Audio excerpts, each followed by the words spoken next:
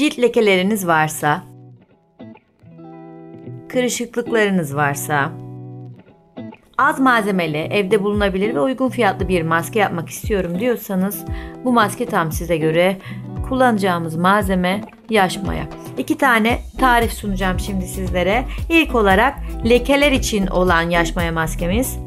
Gerekli olan malzeme 1 çay kaşığı kadar yaş maya. Cam bir kabım içerisine 1 çay kaşığı yaş mayamı ekledim. Ardından 1 yemek kaşığı suyu ekliyorum ve mayamı tahta bir kaşık yardımı ile eritiyorum. Hızlıca mayamı bu şekilde erittim. Şimdi karbonat kullanacağız.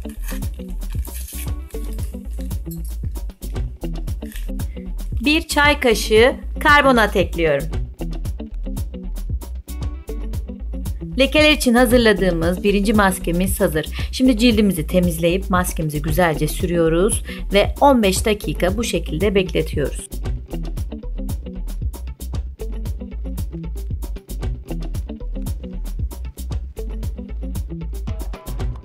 Lekeler için uyguladığım maskemi cildimden arındırdım. Oldukça güzel oldu. Hafif bir yanma var. Rahat olun. Benim de çok hassas bir cildim var ama ben bunu düzenli olarak uyguluyorum. Yüzümdeki bu çil lekelerinin çok daha azaldığını gördüm. Böyle küçük benlerim var. Şöyle çillerim var. Bu maske çilleri kesinlikle çok azalttı. Renk dengesizliğini kaldırdı. Ölü dokuları kaldırdı. Ben o yüzden kesinlikle maya maskesini tavsiye ediyorum. Bu bir. Şimdi gelelim ikinci maskemize. İkinci maskemiz kırışıklıklarımız için, özellikle gözaltı kırışıklıklarımızda çok etkili oluyor. Bunun için gene yaş mayamı kullanacağım. Süt lazım ve elma suyu lazım. Ben öncelikle elmamı kestim. Rendeledim. Çeyrek elma yeterli oluyor arkadaşlar. Bu şekilde rendeledim.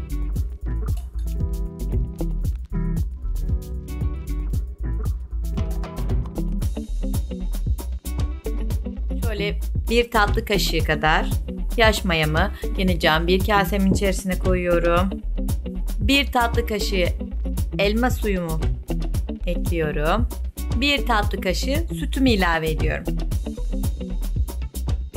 Eğer cildiniz kuru ise bunun içerisine birkaç damla zeytinyağı veya badem yağı ekleyebilirsiniz arkadaşlar. Eğer fazla yağlı ise içerisine yumurta sarısı, az miktarda yumurta sarısı ekleyebilirsiniz. Cilt tipinize uygun olarak bu malzemeleri eklerseniz daha iyi sonuç elde edersiniz. Şimdi bunu cildimize, özellikle göz altlarımıza sürüyoruz. 15-20 dakika arasında bekletiyoruz ve ılık su ile duruluyoruz. Sıcak suyla durulamamanız lazım. Hatta daha sağlıklı, daha genç bir cilde kavuşmak istiyorsanız soğuk suyla yıkamanız önerilmekte. Hadi gelin şimdi bunu birlikte cildimize uygulayalım.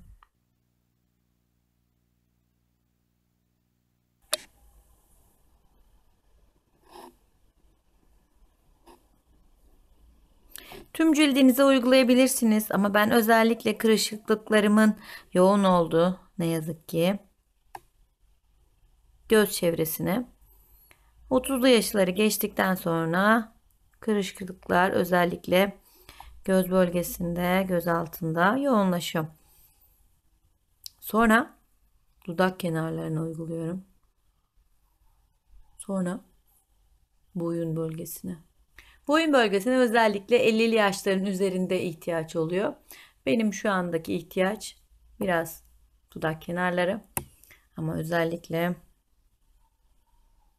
göz kenarları.